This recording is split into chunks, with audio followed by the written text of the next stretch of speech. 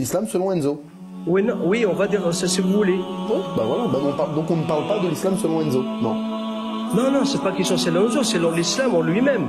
Non, l'islam selon Enzo, c'est pas l'islam en lui-même. C'est Ben ta non, compréhension. monsieur, c'est quoi même malakat aymanukum alors? On cherche à savoir que véhicule l'idéologie majoritaire du monde musulman en ce qui concerne la compréhension du Coran. C'est ça notre sujet. Ah ben c'est les ragots pour moi. Excusez-moi de vous interrompre. Oui. Là, vous parlez de l'islam en lui-même ou bien vous parlez des pratiques des musulmans? Islam en lui-même, islam sunnite. Islam en lui-même, islam sunnite, islam du Coran. Islam des Ahl Sunnah wal Jama'a, des sunnites. Du courant très majoritaire du monde musulman. Oui, mais ça veut rien dire. Ah si, ça veut tout dire, si. Ah non. Est-ce que vous voulez parler de l'islam en lui-même? Non, mais ça veut rien dire l'islam en lui-même. Ah si. Non, ce sera l'islam selon Enzo peut-être, mais ce sera pas l'islam en lui-même. Parce que tout simplement, parce qu'en fait, il n'y a pas d'esclavagisme dans l'islam. Oui, il y a beaucoup d'échos, selon, Enzo. Selon l'islam d'Enzo, il n'y a pas d'esclaves en islam, mais selon l'islam sunnite, selon l'islam chiite, selon l'islam mortazilite, selon l'islam zaïdite, il y a d'esclavage en islam. Mais moi, je me réfère à l'islam, le livre. Ah oui, bon, mais eux aussi ils se réfèrent au Coran, eux aussi. Hein. Non, ils ont leur propre interprétation. Comme toi, tu as la tienne. Attends, toi, tu as la tienne. C'est là qui ont fait l'interprétation, c'est des gens. Toi, Enzo, comme toi, tu es un être humain. Oui. Et tu fais ton interprétation du texte. Ben, la même chose, oui. Bah voilà, donc c'est l'islam selon Enzo.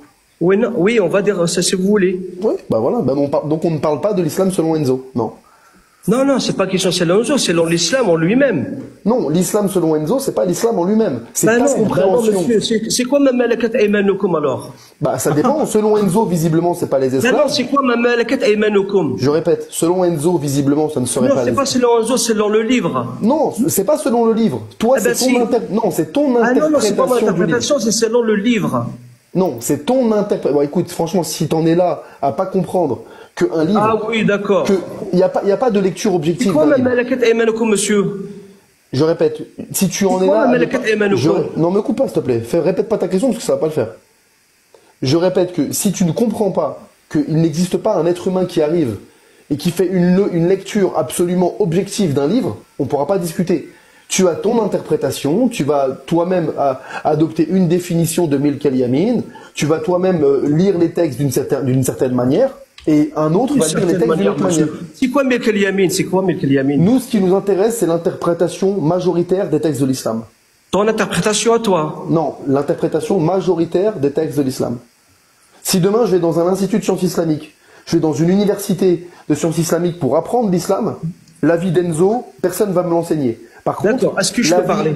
Par contre, l'avis de l'école Hanafite, de l'école Malikite, de l'école Shafi'ite, dans la Aqidah de l'école Ash'arite, de l'école Maturidite, ça on va me l'enseigner. Parce que ça représente, ça a un poids, c'est une référence, ça représente quelque chose de palpable dans l'histoire de l'islam. L'avis d'Enzo, il n'est pas étudié. D'accord, est-ce que je peux parler?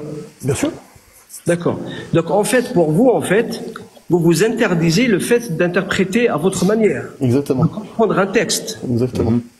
C'est-à-dire que vous n'êtes pas capable de comprendre un texte. Vous êtes obligé d'aller voir quelqu'un qui va vous expliquer. Non, c'est que ça nous intéresse pas. Nous, on ne cherche pas à essayer d'interpréter le Coran. Ah, vous suivez les ragots alors? On cherche à savoir que véhicule l'idéologie majoritaire du monde musulman en ce qui concerne la compréhension du Coran. C'est ça notre sujet. Ah ben c'est les ragots pour moi. Enzo, tu vas nous traduire ça, s'il te plaît, selon ta compréhension. Et quiconque parmi vous n'a pas les moyens pour épouser des femmes libres, non esclaves, croyantes, eh bien, il peut épouser une femme parmi celles de vos esclaves croyantes. Comment t'interprètes ça, toi? Bon, le mot déjà, Milk al-Yamin. Je répète, je parle en français, tu vois, on va pas jongler. Et quiconque parmi vous n'a pas les moyens pour épouser des femmes libres, non esclaves croyantes, eh bien, il peut épouser une femme parmi celles de vos esclaves croyantes. C'est quoi esclave, là? C'est pas esclave, c'est pas ça du tout. Mais bon, je vous laisse quel verset, 4,25. 25, merci. Voilà, c'est terminé. Non, mais attends, c'est bon, quoi. Il va jouer sur la traduction, on est en plein délire. Moha, je crois, il est en recherche depuis tout à l'heure, ou alors... Milk Yamin, c'est la femme que tu possèdes de la main droite. On est d'accord? Ouais, c'est ce que vous possédez, ou ce que vos mains droites possèdent. Ouais. J'ai même pas lu le verset en totalité, rien que la première phrase, il peut raconter ce qu'il veut, quoi. Milk, ça fait référence à la possession. L'Yamin, c'est la droite, mais c'est une expression pour dire en gros ce que vous possédez, quoi. Ce dont vous êtes, ce sur quoi vous avez autorité, en gros, voilà. Si on devrait le traduire un peu moins de manière mot à mot, mais un peu plus littéraire, ce sur quoi vous avez autorité. Voilà. Question, si une femme est divorcée ou répudiée par le prophète, est-ce que quelqu'un a le droit de la marier? Non, je crois pas. Ouais. Tu as épouser la femme du prophète, quand même. Non, même l'esclave, hein, d'ailleurs. Mais est-ce qu'il en a répudié? Non, il a proposé à Saouda de... Si, il en a répudié une, d'ailleurs. Il en a répudié une. Et Saouda, il lui a proposé. Mais il a fait avec elle Zawaj Misyar. C'est une autre forme de mariage un peu différente. Mais... Du coup, la femme qui est libre et qui peut pas trouver de mari, comment elle fait? C'est-à-dire? Qu'est-ce qui lui arrive? La femme du prophète? Oui. Ah bah elle peut pas, jusqu'à sa mort, elle peut plus avoir de mari à part le prophète. Saouda lui a proposé, après elle a refusé, et d'ailleurs il lui a proposé le divorce, et et elle a préféré rester avec lui, mais en reniant ses droits. C'est-à-dire qu'elle n'exigeait plus qu'il soit équitable dans les nuits passées avec ses épouses, etc., etc. Donc c'est ce qu'on appelle Zawaj Misyar. C'est le fait de te marier avec quelqu'un, mais que cette personne, en fait, veuille rester avec toi mariée, mais renonce à ses droits. Par exemple, quand tu as deux épouses, normalement, tu dois passer autant de temps avec l'une qu'avec l'autre. S'il y en a une des deux avec laquelle tu fais ce qu'on appelle Zawaj Misyar, il y en a une qui va dire, moi, je renonce, par exemple, à ce que tu passes autant de nuits avec moi qu'avec elle. Si t'es pas équitable dans cela, c'est pas grave. Tu vois, par exemple. Et c'est ce qu'il a fait avec Saouda. Il a préféré rester avec lui que d'être divorcé. Et rester avec lui, c'était au prix qu'il ne soit plus équitable dans sa manière de se comporter avec ses épouses. Dans les nuits passées, notamment. Il passait plus de temps avec d'autres épouses qu'avec elle. Est-ce que le fait qu'elle refusait ça lui enlevait d'autres droits? Enfin, je parle dans le genre nourriture, habillement, par exemple, parce que ça, à l'époque, c'était compté. Normalement, non, parce que t'as... En fait, elle le libérait d'un devoir, en fait. C'est ça, voilà. Ok. Elle l'a libéré du devoir, par exemple, d'être équitable dans le temps passé. Mais ça peut être sur un autre aspect aussi, hein. Mais par contre, il doit pas être injuste envers elle, dans le sens où il doit pas la priver de ce qui lui serait nécessaire, ou de ce qu'elle n'a pas, ce sur quoi elle n'a pas accepté de renier, comment on dit, de céder, tu vois. Et en l'occurrence, la nourriture, le logement et l'habillement, par exemple. Ouais, par exemple. C'était celle qui était très grande, Saïda? Saouda, c'est celle qui était âgée. Saouda plutôt, ouais. Elle était âgée et puis grande. Ouais. C'est celle qui a été à l'histoire du voile. Ouais, pas vraiment en vrai. Ça, j'ai souvent entendu, mais c'est pas vraiment ça l'histoire du voile. 24-30, je l'ai lu, donc je vais la lire pour les gens qui la connaissent pas, donc c'est à 24-30. Dis aux croyants de baisser leur regard et de garder leur chasteté, c'est plus pur pour eux, Dieu est certes parfaitement connaisseur de ce qu'ils font. Et après la 33-59... Ça c'est pour les hommes, mais pour les femmes c'est 24-31. Ah, 24-31, pardon, ouais. Attends, je retourne sur 24-31. Et dis aux croyants de baisser leur regard, de garder leur chasteté, de ne montrer de leur atour que ce qui en paraît. Et qu'elles rabattent leur voile sur leur poitrine et qu'elles ne leur montrent pas leur atour qu'à leur mari ou à leur père ou au père de leur mari ou à leur fils ou au fils de leur mari ou à leur frère ou au fils de leur frère ou au fils de leur sœur ou aux femmes musulmanes ou aux esclaves qu'elles possèdent ou aux domestiques mâles impuissants ou aux garçons impubères qui ignorent tout des parties cachées des femmes et qu'elles ne frappent pas avec leurs pieds de façon que l'on sache ce qu'elles cachent de leur parure et repentez-vous tous Dieu aux croyants afin que vous récoltiez le succès.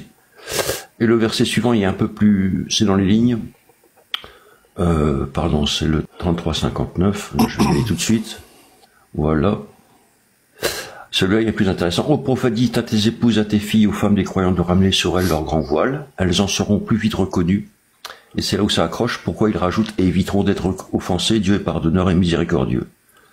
Parce qu'à cette époque-là, si on se fixe à l'histoire de Omar, si elles étaient un petit peu ennuyées, ce qui était ennuyant pour les gens qui les ennuyaient, c'est que, comme les femmes étaient reconnaissables, n'étaient pas reconnaissables, celles qui portaient le voile, c'était les femmes libres, et celles qui ne portaient pas le voile, c'était les esclaves.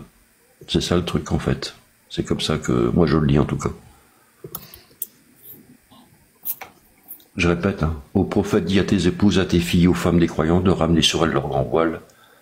Elles en seront plus vite reconnues et éviteront d'être offensées. Dieu est pardonneur et miséricordieux. Donc je répète, pour les gens en bas, j'avais mis le 24-30, donc pour les femmes c'est le 24-31. L'histoire avec Saouda, c'est pour le 33-59. Mais, voilà. Mais le verset 24-31, quand tu vas par exemple dans les Tafassirs, on t'explique que à lui seul déjà, pour les savants, il est interprété comme signifiant que la femme, elle doit quasiment tout couvrir. Et donc ça, c'est l'un des versets les plus... voilà, ouais, c'est ça. L'un des versets les plus importants du voile, c'est notamment celui-ci, 24-31. Lui, par contre, sa cause de révélation, c'est autre chose.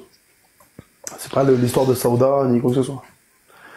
Parce que j'ai déjà entendu, des fois dans des lives, des personnes qui disaient, oui, le voile, c'est une histoire de caca, je sais pas trop quoi, et il n'y a pas d'autre cause de révélation, c'est la seule qui existe. Moi, il y en a deux. Voilà. Et puis bon, c'est pas vraiment une histoire de caca. C'est une histoire de pas être importuné dans les rues de Médine. Peu importe. C'est pourquoi elles étaient dans les rues. Si c'était pour aller dans un chemin pour faire leurs besoins ou pas. C'est pas vraiment, c'est pas en lien avec l'objectif de leur sortie dans les ruelles que le verset est présent. C'est plutôt en lien avec le fait qu'elles étaient importunées en étant dans les ruelles. Qu'elles y aillent pour leurs besoins ou pas, c'était pas ça l'objet. J'avais oublié ce verset-là. Donc, quand, dans la Djéhila, quand les orphelins étaient adoptés et qui te dit, selon Ibn Kathir, que donc, le père qui adoptait un enfant de manière plénière, il se réfère que l'enfant pouvait rester avec sa femme, donc on sait qu'à ce moment-là, les femmes ne portaient pas ce voile et pouvaient être, ils avaient notre tenue et le père avait, confiance sur l'enfant qui restait avec sa femme. Et donc on connaît la tenue vestimentaire pré-islamique. Et sur ce verset-là. Il y en a d'autres, à part ces deux-là, il y en a d'autres qui sont... Alors, ils sont moins, on va dire, moins essentiels dans le sujet. Mais par exemple, t'en as d'autres. T'as celui qui évoque les femmes ménopausées. 24-60 qui dit que, en gros, quand les femmes... وَالْقَوَاعِدُ مِنَ النِّسَاءِ quand les femmes... en gros, les femmes d'un certain âge, les femmes âgées, atteignent la ménopause. Oui. Si ces femmes-là, en plus, n'espèrent plus nikah, le mariage ici, c'est... En fait, on te dit, on leur fait pas de reproche si elles allègent leur tenue, leur siyab. Mais le verset précise, sans toutefois... exhiber leurs atours. Voilà, ghayra mutabarrijat, ça veut dire sans faire preuve de tabarrouj, ça veut dire de comment dire, provocation. Ouais, c'est ça, hein, c'est un peu l'idée. Sans exhiber leurs atours. Ouais, leurs atours. Et tout en restant chaste. C'est ça. Donc ici, ça c'est un autre verset qui est utilisé, qui a lui aussi une autre cause de révélation. Et t'en as un quatrième. Alors généralement celui-ci, il est souvent compris comme spécifique aux épouses du prophète, mais il a été compris par certains savants comme pouvant être généralisé. C'est le verset de la sourate 33, versets 32 et 33. 33. Qui dit aux femmes du prophète, Ya Nisa el-Nabi. Mais tu t'entends pas. Toi, quand tu parles, vous êtes, j'ai même pas vu, dis donc. Vous n'êtes comparable à aucune femme, à aucune autre femme. Si vous êtes pieuse, ne soyez pas trop complaisante dans votre langage, pour pas que les gens qui ont un cœur malade ne vous convoitent, et tenez un langage décent, et restez waqarna fi buyutikunna, et ne vous donc restez dans vos foyers et ne vous exhibez pas à la manière des femmes avant l'islam. Donc ici, ça c'est un autre verset encore qui est utilisé, qui lui aussi a encore une autre cause de révélation, qui est utilisé pour dire voilà, le modèle des femmes musulmanes, c'est les épouses du prophète. Et donc ici, il est demandé aux épouses du prophète de ne pas s'exhiber comme à l'époque d'avant l'islam, etc. De faire preuve de retenue. Et il y en a même un autre qui dit que, en gros, si les compagnons veulent s'adresser aux femmes du prophète, qu'ils le fassent de derrière un hijab, derrière un rideau.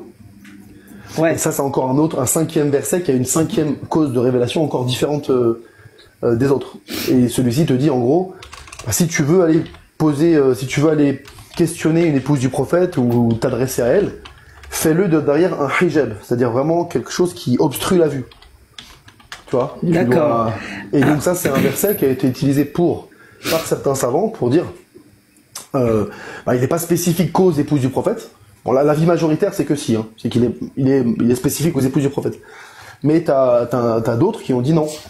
Ici, les épouses du prophète sont des modèles pour les musulmanes.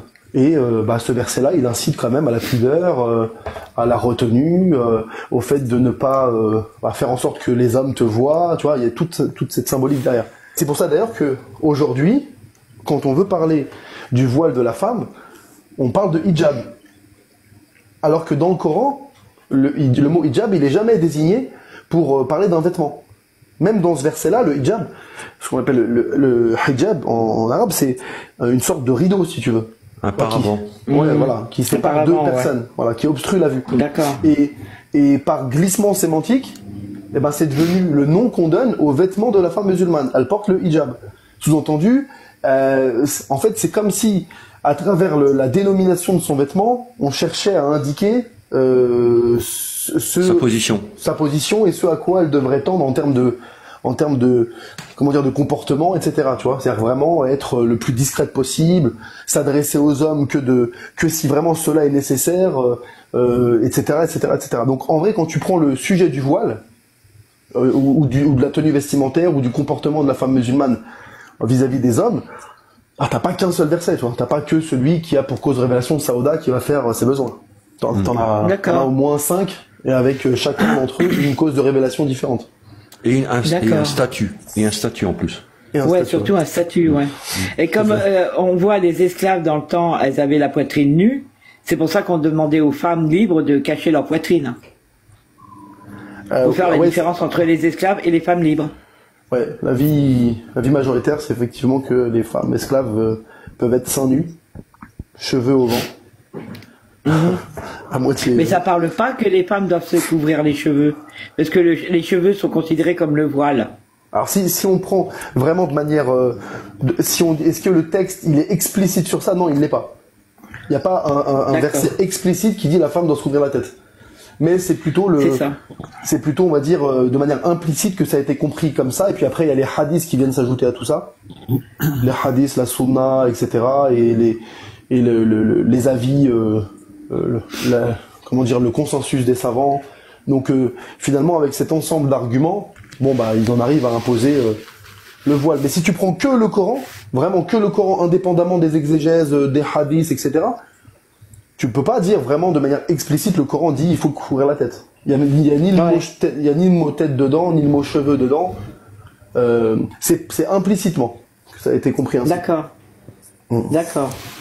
لا فرق اليوم بين الملوك والعبيد فاعتصموا بالعلم واتركوا التقاليد